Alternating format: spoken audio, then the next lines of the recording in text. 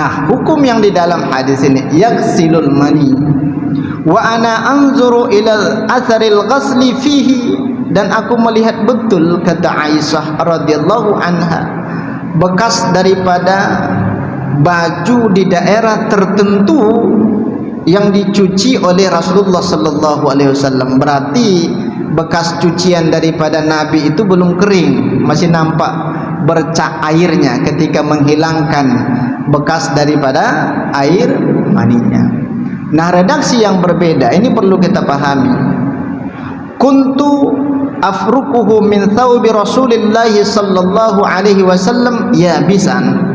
Ketika itu, kata Aisyah, di waktu yang berbeda ini, waktu yang berbeda. Disinilah kita melihat celah daripada para ulama berbeda pandangan antara pertama dengan pandangan yang kedua. Karena redaksi hadis yang kedua berbeda. Maka apa kata Aisyah? Kuntu afruquhu min thawbi Rasulullah sallallahu alaihi wasallam alladhi yabisan. Ketika itu aku mengerik-ngerik, dikerik-kerik oleh Aisyah radhiyallahu anha, menggunakan daripada kukunya bekas daripada percikan air mani Rasulullah sallallahu alaihi wasallam.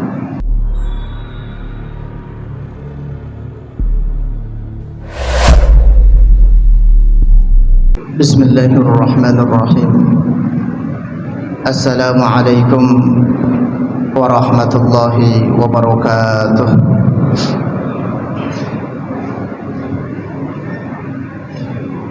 Alhamdulillah wa syukurulillahi wassalatu wassalamu ala rasulillah alladhi la nabiyya ba'dah, la hawla wa la quwwata illa billah. Allahumma la ilma lana illa ma 'allamtana innaka antal alimul hakim. Allahumma shrah lana sudurana wa yassir lana umurana wa hlul 'uqdatan min alsinatina yafqahu aqwalana. Allahumma a'inna ala zikrika wa syukrika wa husni ibadatik. Amma ba'd. Ma'asyiral muslimin wal muslimat, jajaran para alim ulama, tokoh-tokoh masyarakat cerdik pandai, hadirin wal hadirat, jamaah salat fardhu maghrib yang dimuliakan Allah Subhanahu wa taala.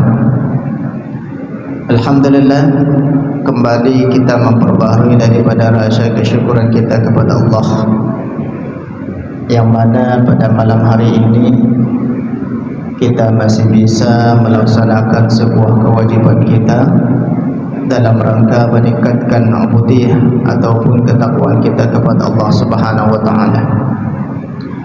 Kemudian salawat beriringkan salam kita aturkan ke junjungan kita, uswatun hasanah kita, yakni Rasulullah sallallahu alaihi wasallam, yang berlafazkan Allahumma salli ala sayyidina Muhammad wa ala ali Muhammad. Assalamu alayka ya Rasulullah. Bapak Ibu, jajaran para orang tua kami yang dimuliakan Allah Subhanahu wa taala, sebuah keistimewaan bagi kita semua pada malam hari ini, setelah selesai menunaikan kewajiban kita sembari menunggu masuknya waktu salat Isya. Ini kurang lebih 45 menit lagi nih masuk waktu Isya. Kita memanfaatkan waktu yang sangat singkat ini untuk beriktikaf, untuk duduk di dalam sebuah majelis ilmu sembari menunggu masuknya waktu salat Isya. Pernah diceritakan di dalam sebuah sirah, salah seorang sahabat bernama Abdullah ibnu Ummi Maktum. Sahabat ini termasuk as-sabiqun al-awwalun, jajaran sahabat yang lebih dulu masuk Islam, dinamakan dengan as-sabiqun al-awwalun. Tapi Abdullah ibnu Ummi Maktum ini seorang sahabat disabilitas, tunanetra, dia tidak memiliki penglihatan, tapi suaranya luar biasa merdunya. Maka di zaman Nabi yang mengumandangkan azan itu bapak ibu dua orang, terkadang Bilal bin Rabah, terkadang Abdullah ibnu Ummi Maktum. Memang sengaja dipilih oleh Nabi sahabat yang memiliki nafas yang panjang dan suara merdu. Maka memang kalau azan itu lebih afdal yang suaranya merdu. Kalau yang kurang merdu bukan berarti tidak boleh, Pak. Boleh-boleh saja kita mengumandangkan azan. Tapi Bapak Ibu yang dimuliakan Allah, Abdullah ibnu Ummi Maktum diceritakan dalam waktu subuh. Beliau itu sebelum masuk waktu subuh sudah bergegas beranjak ke masjid. Walaupun tidak memiliki penglihatan, tapi semangat luar biasa untuk menunaikan ibadah solat di masjid. Nah, ini luar biasa. Karena sahabat ini pernah termotivasi suatu perkataan yang diucapkan oleh Rasulullah sallallahu alaihi wasallam. Abdullah mengadu kepada Nabi, "Ya Rasulullah, inni rajulun a'ma." Sesungguhnya aku ini adalah laki-laki yang buta. Terkadang tidak ada yang memapahku untuk berangkat ke masjid. Apakah ada rukhsah? Rukhsah itu keringanan. Apakah ada keringanan wahai Rasulullah aku tidak menunaikan salat 5 waktu di masjid? Ini orang ataupun sahabat ini memiliki kekurangan, yaitu disabilitas ataupun buta, sehingga beliau bertanya kepada Nabi, kira-kira ada enggak keringanan bagiku untuk tidak sholat di masjid karena aku buta? Maka apa kata Rasulullah kepada sahabat ini? Wahai sahabatku Abdullah, hal sami'ta an-nida? Apakah engkau dapat mendengarkan seruan azan? Kata Nabi kepada sahabat, ya sami'tu, aku mendengarkan itu ya Rasulullah. Kalau engkau mendengarkan daripada seruan azan itu, bergegas tunaikan panggilan daripada azan itu. Ini sahabat yang buta ini. Kalau kita terkadang ada sedikit demam, meriang sedikit, ya sudah tidak sholat di masjid. Barangkali ketika kita sholat di masjid itulah cara Allah menyembuhkan daripada penyakit kita, Pak. Sedangkan Abdullah ibnu Ummi Maktum saja ini luar biasa. Beliau walaupun tidak bisa melihat tapi tahu waktu sholat itu masuk. Beliau punya feeling yang luar biasa. Suatu ketika pada waktu subuh beliau bergegas sebelum masuk waktu subuh ini. Ternyata di tengah perjalanan terjatuh, yang namanya sahabat tak dapat melihat itu. Terkadang tersandung dengan batu, terkadang tersungkur dan lain sebagainya. Tapi sahabat ini tetap melanjutkan perjalanannya menuju masjid.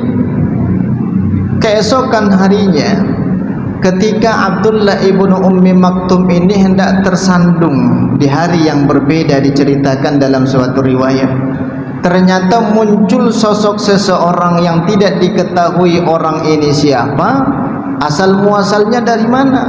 Sama sekali tidak dikenal oleh Abdullah ibnu Ummi Maktum untuk membantu daripada sahabat ini agar tidak terjatuh mendatangi daripada Masjid Nabawi. Maka apa kata Abdullah? Wahai sahabatku, sungguh mulia daripada pekerjaanmu membantu aku untuk datang ke masjid. Aku ingin mendoakan daripada engkau, kata Abdullah. Namamu siapa? Maka sahabat ini ataupun orang ini tidak menceritakan beliau itu siapa. Berarti ucapan terima kasih yang kita lakukan terhadap orang lain boleh berupa doa. Doakan mereka agar selalu dilapangkan daripada rezekinya, diberikan kesehatan. Seperti yang sudah pernah kita bahas, doa yang baik itu akan kembali kepada diri kita masing-masing. Doa yang buruk itu juga akan kembali kepada diri kita masing-masing. Maka hati-hati betul. Engkau berdoa yang buruk, malaikat doa yang sama. Kira-kira mana yang lebih dikabulkan Allah? Doa kita atau doa malaikat? Ya doa malaikat. maka tidak, bahkan dilarang di dalam agama Islam untuk mendoakan seseorang yang berkaitan daripada keburukan. Tidak boleh. Maka kata Abdullah ibnu Ummi Maktum, engkau siapa wahai sahabatku? Aku ingin mendoakan daripada engkau. Maka apa kata laki-laki ini? Agak sedikit aneh ini. Maka apa kata laki-laki ini? Wahai Abdullah ibnu Ummi Maktum, ana iblis. Sesungguhnya aku adalah jelmaan daripada iblis. Berarti iblis itu Allah berikan kekuasaan bisa menjelma daripada manusia ataupun yang lainnya. Kalau kita lihat di riwayat yang lain, Abu Hurairah radhiyallahu anhu pernah diamanahkan oleh Nabi sebagai penjaga Baituz Zakah. Tapi pernah suatu ketika datang seseorang fakir miskin untuk meminta daripada zakat itu. Maka apa kata Nabi keesokan harinya? Engkau tahu siapa itu wahai Abu Hurairah? Aku tidak tahu wahai Rasulullah. Itu adalah iblis. Ini kan menguatkan pandangan bahwasanya iblis itu bisa menjelma daripada manusia. Tapi jangan engkau sebutkan tetanggamu iblis. Ini kayaknya jelmaan iblis ini ya. Berantem itu. Ya, iblis itu tunggal satu. Dan iblis ini diberikan ditangguhkan usianya oleh Allah sampai hari kiamat. Ana iblis, aku ini adalah iblis. Maka terkejut Abdullah ibnu Ummi Maktum. Kalaulah engkau iblis, karena tidak terlihat mukanya, raut wajahnya seperti apa. Wong sahabat ini disabilitas. Kenapakah? Apakah gerangan wahai iblis engkau memapahku, membantuku untuk datang ataupun berangkat ke masjid?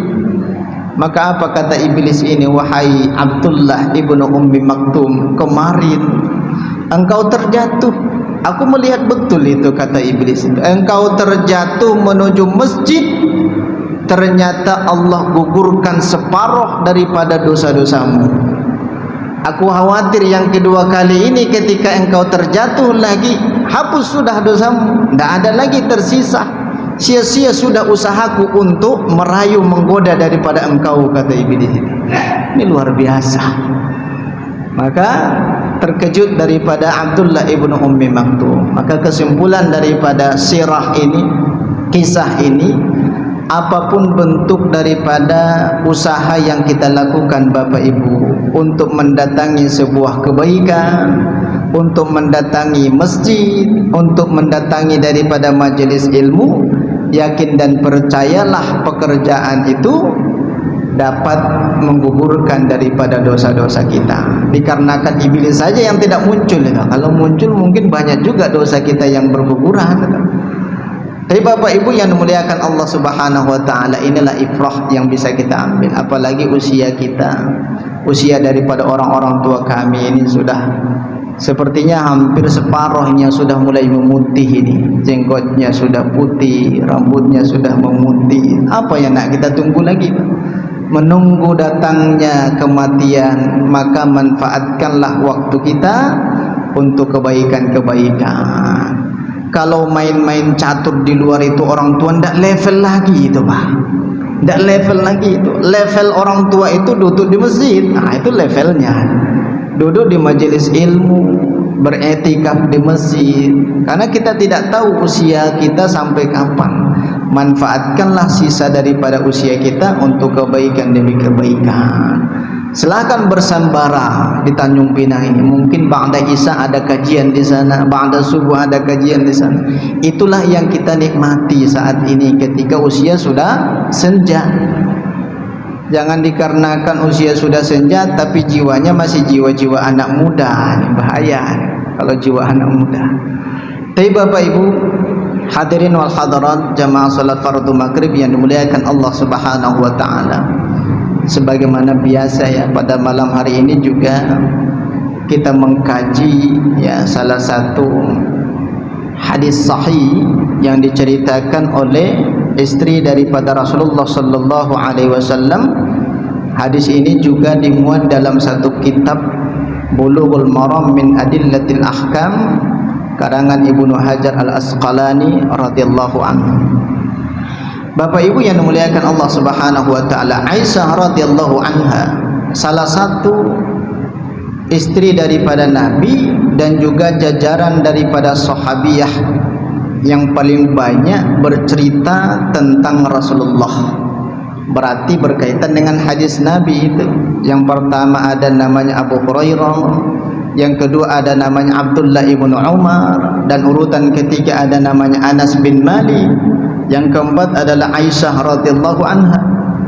Tapi ketika kita bertemu suatu hadis yang bersumber daripada Aisyah radhiyallahu anha, itu tidak jauh dari ruang lingkup kehidupan daripada keluarga Rasulullah sallallahu alaihi wasallam.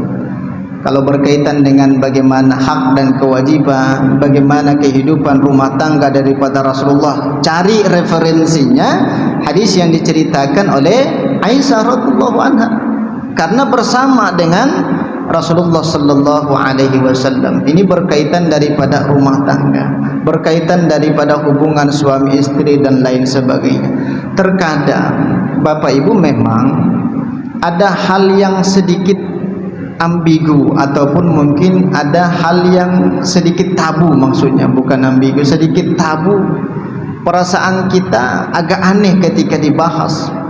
Kalau seandainya kita tidak membahas daripada itu, bagaimana kita tahu hukum yang terkait daripada sesuatu yang tabu itu? Terkadang kan orang-orang tua agak sedikit malu ketika membahas itu. Kalau di zaman Nabi tidak ada istilah malu. Kalau itu konsepnya, kalau kita bercerita konsep tentang ilmu pengetahuan, ya tidak ada istilah malu, karena ini bersumber dari Rasulullah sallallahu alaihi wasallam. Maka apa kata Nabi? Khairukum khairukum li ahlihi wa ana khairukum li ahli.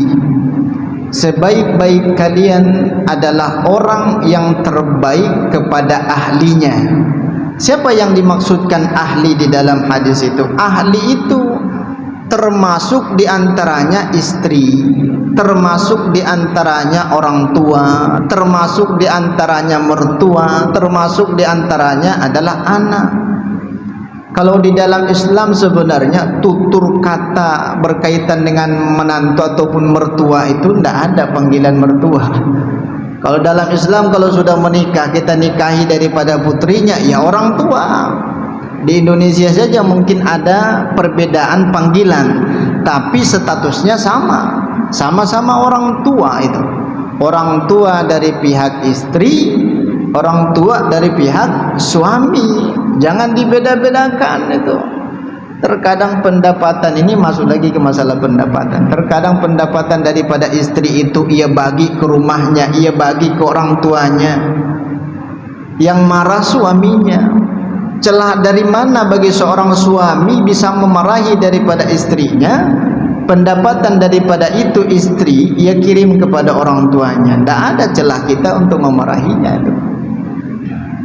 Maka apa kata Rasulullah? Wa ana khairukum li ahli, dan akulah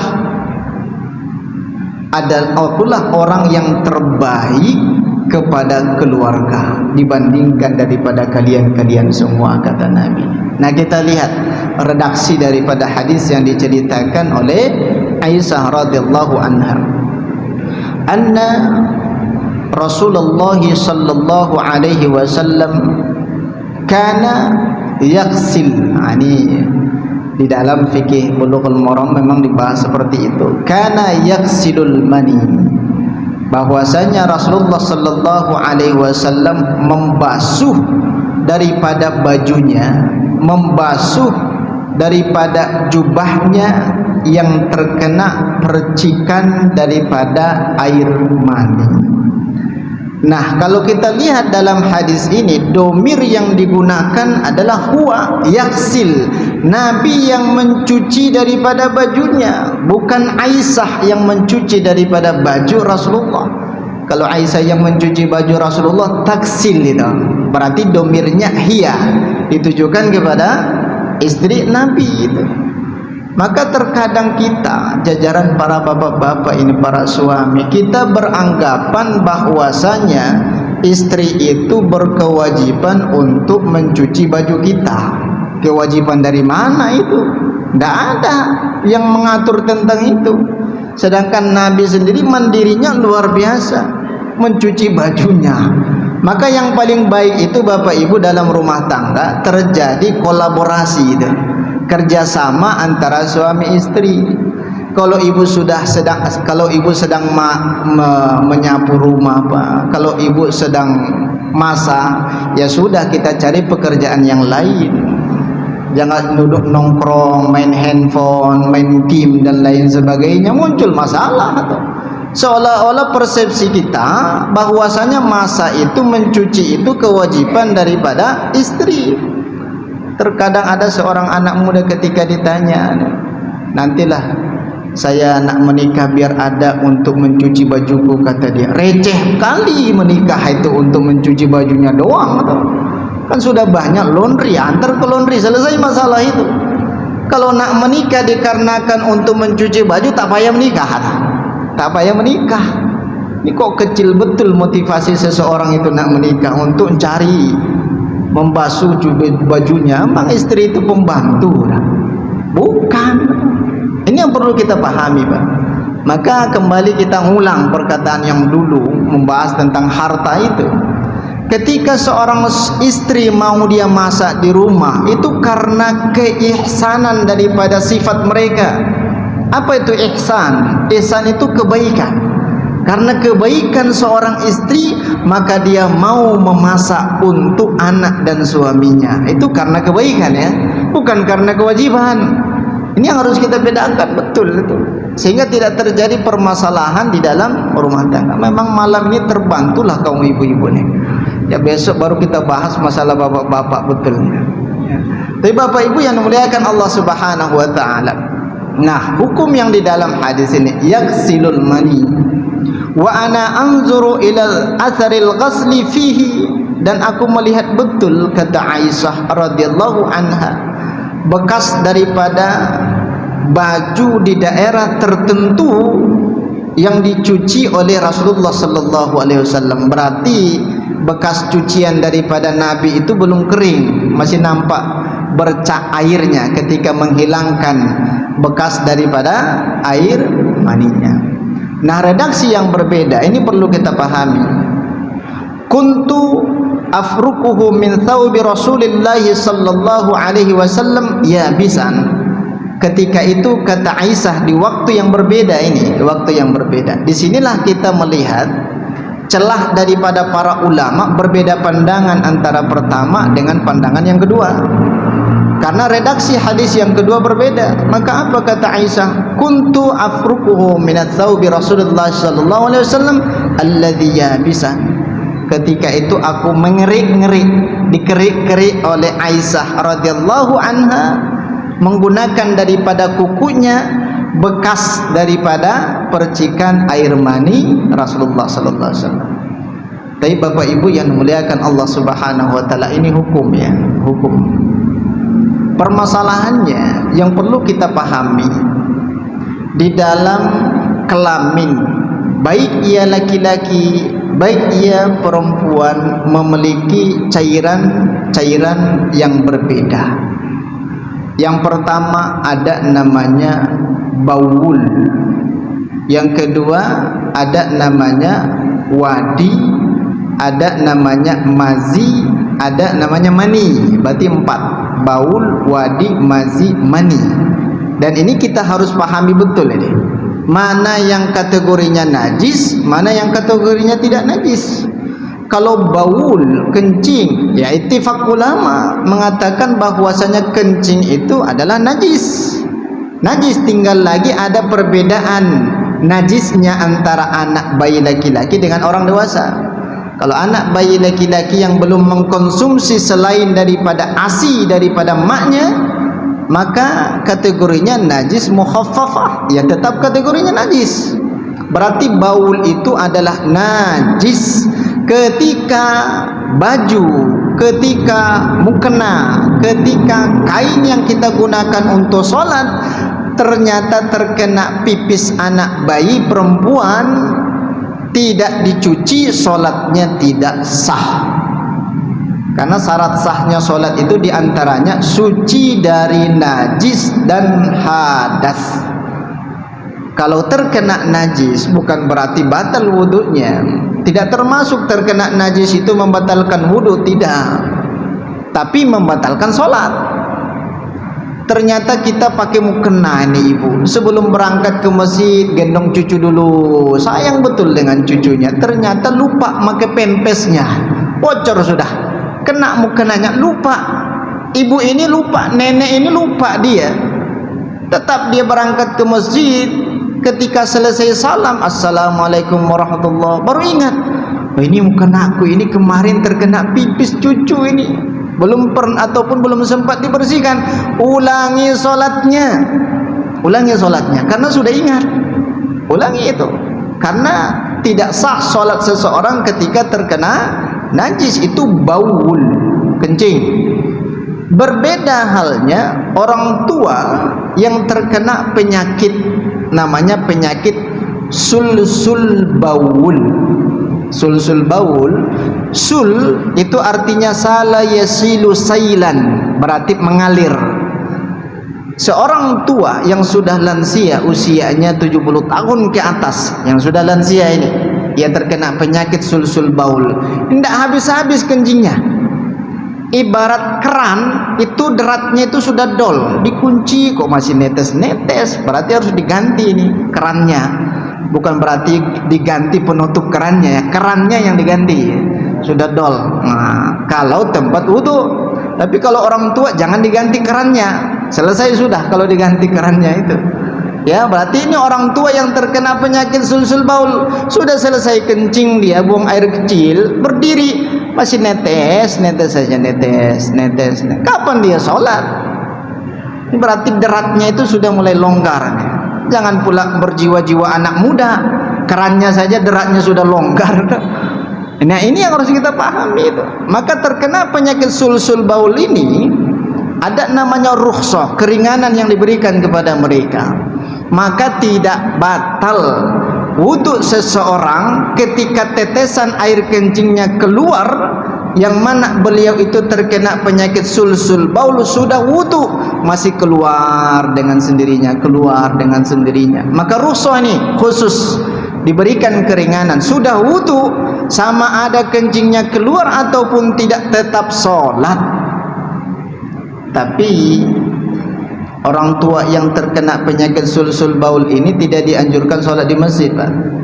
Khawatir ketika dia beranjak dari tempat duduknya, ini kok basah, ini kan najis itu. Najis ketika memberikan mudarat apabila sholat di masjid, mendingan sholat di rumah.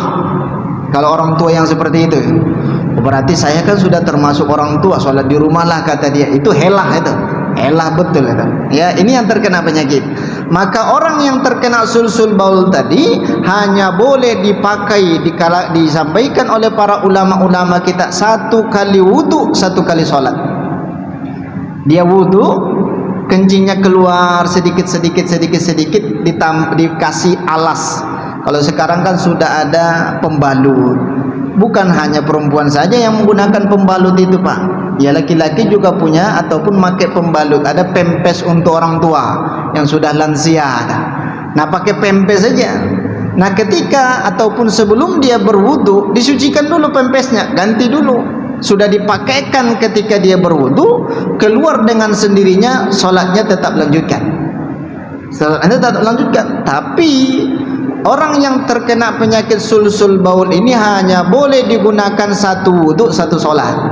Assalamualaikum warahmatullahi, assalamualaikum warahmatullahi, batal wudunya karena sudah selesai 1 sholat fardu.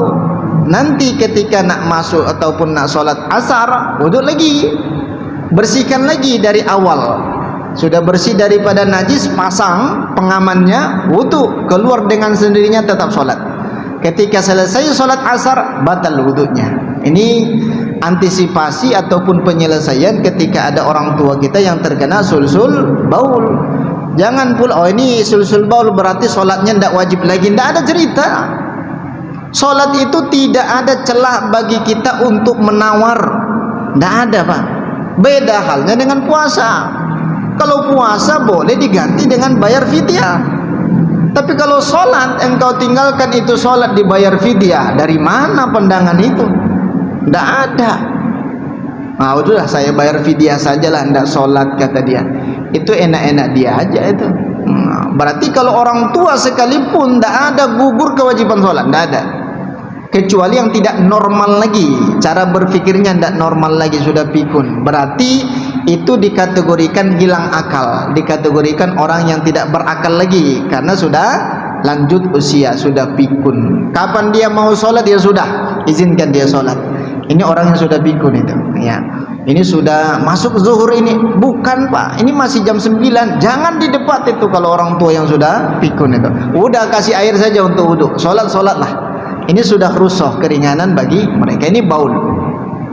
Yang kedua, ada namanya wadi. Ini perlu kita pahami. Wadi ini adalah najis. Ittifaq ulama, wadi itu adalah najis. Wadi ini dinamakan dengan muqaddimatul baul. Ketika kita sudah selesai kencing, itu ditutup dengan air wadi tadi. Ataupun wadi ini, kata para ulama kita, bisa keluar bagi seseorang yang terlalu letih di dalam bekerja. Kalau profesinya tukang ngangkat semen satu sak, ataupun memang pekerjaan-pekerjaan yang lain lah yang membutuhkan tenaga yang luar biasa, itu wadi keluar dengan sendirinya, najis. Maka kesimpulannya, celana dalam yang bapak pakai untuk bekerja jangan dipakai lagi untuk sholat, karena khawatir wadi itu sudah netes di situ, nempel itu.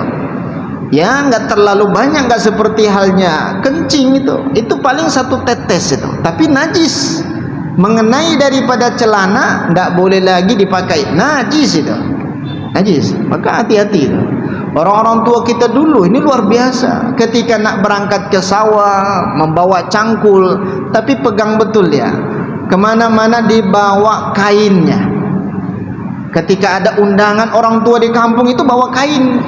Ketika sholat ia buka celananya, sholat menggunakan kain. Kalau kita kemana-mana pakai celana, terkadang celananya sudah 1 pekan, itu pula dibawa sholat. Ini mohon maaf, ini berkaitan dengan najis tadi. Ini saya perhatikan betul orang tua di kampung-kampung, ketika ada undangan, kondangan, itu bawa kain. Terkadang kita bingung, ini kain itu untuk apa? Disandangkan oleh mereka persis seperti serban itu. Tapi ketika sholat, ternyata gunanya itu celana dibuka oleh mereka, dibuka semuanya, baru sholat menggunakan kain itu. Saking kehati-hatiannya luar biasa orang-orang tua dulu tuh.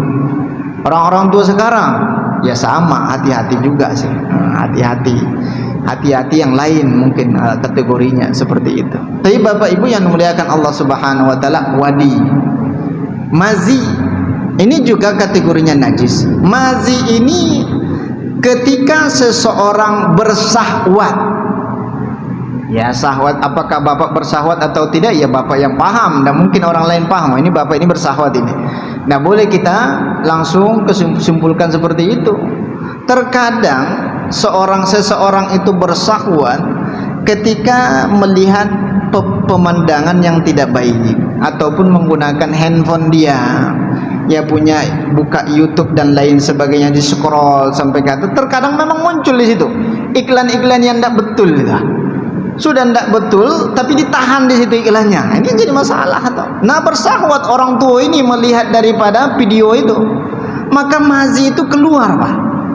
Mazi itu keluar ketika mengenai daripada baju kita, celana dalam ataupun celana bapak, najis. Najis itu. Kita merasa khusyuk salat maghrib, Allahu Akbar, khusyuk. Tapi dia tidak tahu ternyata celananya sudah terkena mazi. Nah, mazi ini tidak ada kewajiban untuk sholat. Untuk sholat, mohon maaf, tidak ada kewajiban untuk mandi, maksudnya. Kok sholat? Ya otomatis harus dibersihkan dulu majinya baru sholat. Nah, harus dibersihkan dulu mazi itu baru, karena kategorinya adalah najis. Nah, kategorinya adalah najis. Pernah suatu ketika Ali ibn Abu Thalib, apa kata Ali ibn Abu Thalib? Kuntu rojulan madda'an. sesungguhnya aku, kata Ali, adalah orang yang sering keluar mazinya, tapi dalam rumah tangganya, bukan di luar ya, dalam rumah tangganya.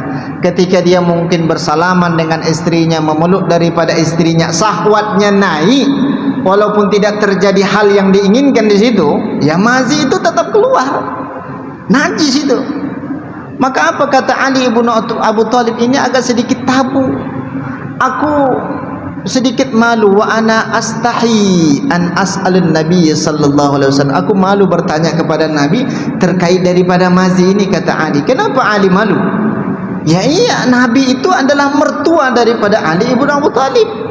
Nah, mungkin kita bertanya kepada mertua, aku malu, kata Ali ibn Abu Thalib. Maka ia utus salah seorang sahabat untuk bertanya kepada Nabi terkait daripada mazi itu. Maka apa kata Rasulullah sallallahu alaihi wasallam? Yaksilu dzakarahu wa yatawadda. Maka bersihkan daripada kemaluanmu, setelah itu barulah engkau berwudu. Setelah dibersihkan baru berwudu. Berarti tidak ada anjuran untuk mandi, tidak ada kewajiban untuk mandi kecuali mani. Berarti jelas kategorinya. Baul itu apa, wadi itu apa, mazi itu definisinya apa. Maka dari sinilah hukum yang disimpulkan oleh para ulama berkaitan dengan mazi.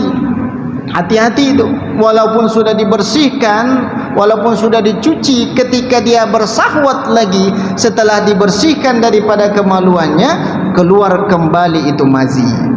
Nah, disampaikan oleh para ulama-ulama, mazi ini dimiliki bukan hanya pihak laki-laki saja, laki-laki dan perempuan sama. Laki-laki dan perempuan sama, karena yang punya syahwat itu bukan hanya laki-laki saja, perempuan juga punya syahwat. Tapi Bapak Ibu yang memuliakan Allah Subhanahu wa taala, yang terakhir berkaitan daripada mani. Apakah mani ini najis ataupun tidak? Terjadi khilafiyah. Kalau kita lihat pandangan daripada ulama-ulama Hanafiyah ataupun Imam Abu Hanifah, berpandangan bahwasanya mani itu adalah najis. Dasarnya dari mana? Dasarnya dari hadis yang kita bacakan tadi. Karena Nabi mencuci daripada bajunya yang terkena percikan daripada maninya, dicuci oleh Rasulullah sallallahu alaihi wasallam. Berarti itu najis itu, kata Imam Abu Hanifah. Tapi kalau kita lihat ulama-ulama Syafi'iyah berpandangan, ataupun jumhur ulama, kebanyakan para ulama, mayoritas para ulama berpandangan bahwasanya mani itu tidak najis.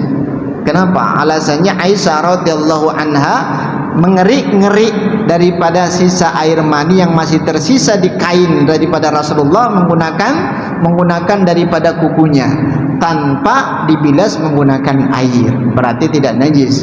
Kalau najis tidak mungkin hanya dibersihkan dengan menggunakan kuku saja.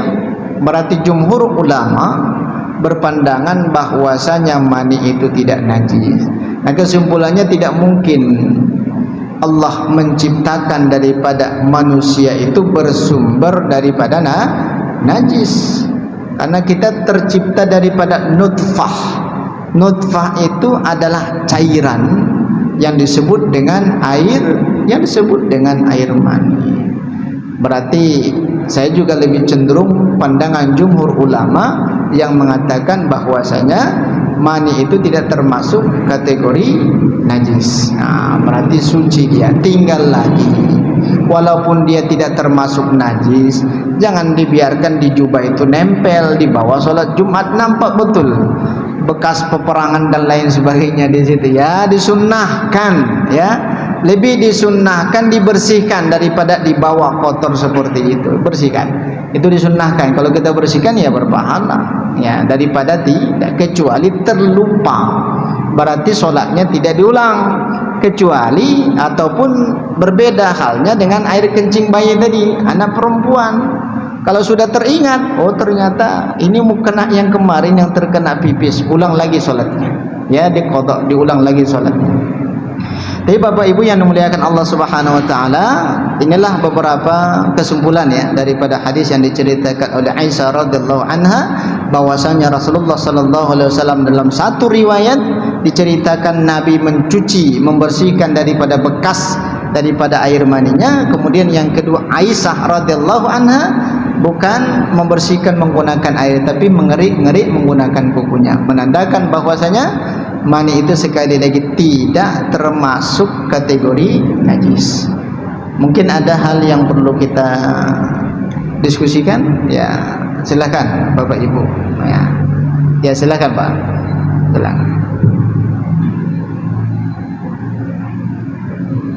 Assalamualaikum warahmatullahi wabarakatuh. Assalamualaikum warahmatullahi wabarakatuh. Tiga pertanyaan yang perlu saya sampaikan. Yang pertama, bagaimana hukumnya kalau ada orang yang sudah ambil balik dewasa, dia sholat fardunya itu di rumah, tidak di masjid.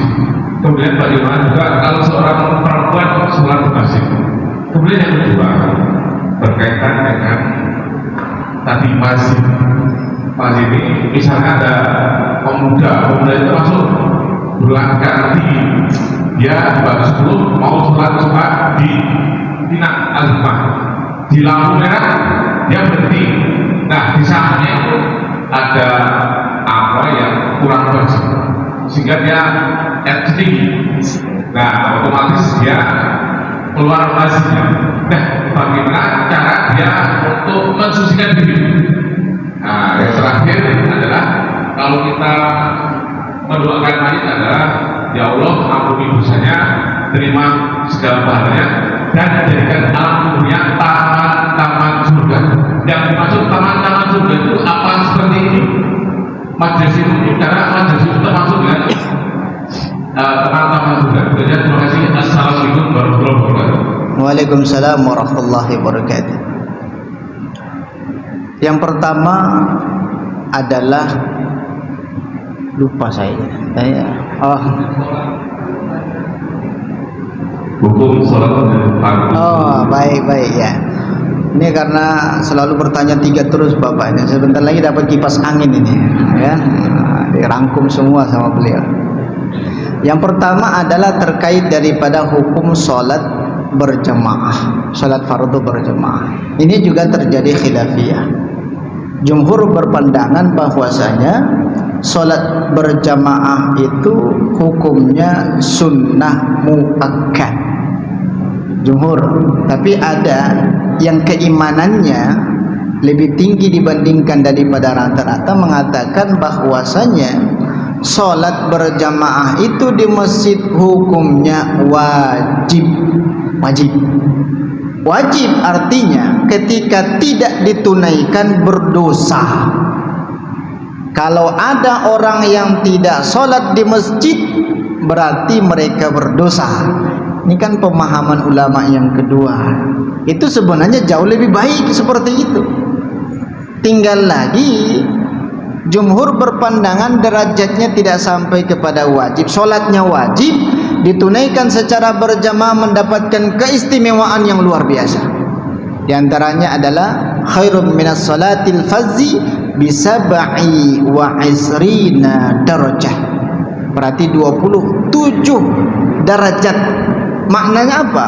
Kita sholat di rumah 27 kali, berarti berapa hari itu? Ya kurang lebih 5 hari lah kita sholat di rumah. Satu kali sholat di Masjid Al-Uswah itu lebih banyak pahala sholat di Masjid Al-Uswah satu kali itu. Tapi jangan mencari celah di situ. Ya sholat dia di Masjid Al-Uswah berjamaah satu kali, 16 sholat lagi ya tinggalkan. Kenapa tak sholat? Kemarin saya sudah dapat derajatnya itu 27 kali lipat di masjid. Nah, ini keliru pemahaman seperti itu. Ya, berarti itu perkara khilafiyah. Yang paling terpenting usahakan kita sholat di masjid. Ketika ada orang yang tidak sholat di masjid, jangan kita kategorikan ini orang-orang yang berdosa. Tidak selesai perkara sampai di situ, berantem itu. Ya, yang jelas sholat 5 waktu ini tidak ada yang mengatakan sunnah, wajib. Khilafiyah itu ketika ditunaikan sholat berjamaah itu di masjid wajib atau tidak. Tapi yang lebih kuat di situ dalil-dalilnya itu adalah orang ataupun ulama yang mengatakan sholat 5 waktu itu ditunaikan di masjid hukumnya wajib. Ini yang lebih kuat dalilnya, itu lebih kuat seperti itu. Terus bagaimana halnya dengan perempuan? Apakah mereka boleh sholat di masjid atau tidak? Ya seperti itu. Kalau kita lihat di Masjid Nabawi ada tempat perempuan. Kita lihat di Masjidil Haram ada tempat perempuan. Dari hadis Rasulullah sallallahu alaihi wasallam, apa kata Rasulullah?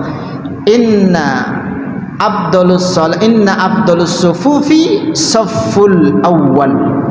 Sebaik-baik daripada saf pertama, saf di dalam salat itu adalah saf pertama. Tidak ada bookingan di situ, Pak. Maka anak-anak muda yang usianya 17 tahun, 20 tahun, jangan sungkan sholat di depan. Kita harus berlomba-lomba dengan orang-orang tua. Jangan kita mengalah dengan orang tua. Makruh hukumnya mendahulukan orang lain berdiri di saf pertama. Makruh itu. Ini namanya isar. Al-isaru fil ibadah karahah. Isar itu mendahulukan orang lain untuk melakukan kebaikan dibandingkan kita. Makruh itu. Maka harus berlomba-lomba. Ini terkadang tengok kiri kanan, saya tidak cocok lah berdiri di saf pertama. Ini cemen sekali, tidak berani sholat pertama. Tinggal lagi posisi di belakang imam ini memang dipastikan betul orang yang bisa membadalkan imam. Ketika imamnya batal, siapa yang akan melanjutkan? Yang di belakangnya. Maka kita yang nggak pernah mengimami jangan sok-sokan duduk. Ini ada karpetnya di sini, jangan sok-sokan berdiri di sini. Kenapa? Karena kalau batal imam itu dengan sendirinya menggantikan sholat berjamaahnya, tanggung jawabnya besar. Agak miringlah ke sebelah kanannya atau sebelah kirinya, seperti itu. Sebaik-baik shaf bagi perempuan adalah shaf yang paling belakang. Karena Nabi mengatakan demikian, bukan berarti perempuan itu tidak boleh sholat di masjid. Sebaik-baik safnya perempuan adalah diposisikan di belakang. Ini kan pasti di belakang. Bukan berarti perempuan itu terbelakang, ya, beda. Di belakang dengan terbelakang beda. Yang tak boleh itu dibagi dua. Ini ada tahu pemahaman siapa itu?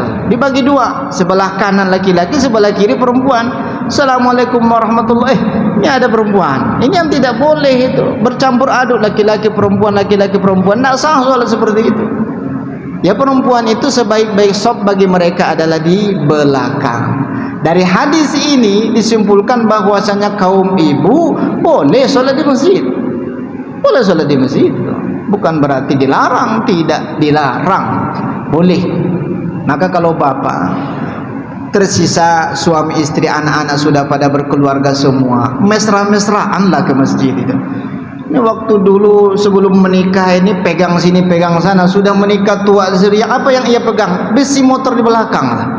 Pegang perut bapak tuh, mesra tuh, pahala itu, ya, pahala. Terkadang kalau ibu-ibu ketika nyamping dia besinya yang dipegang, pegang, ya, apa namanya, lemak perut bapak itu pegangan itu, biar tidak jatuh.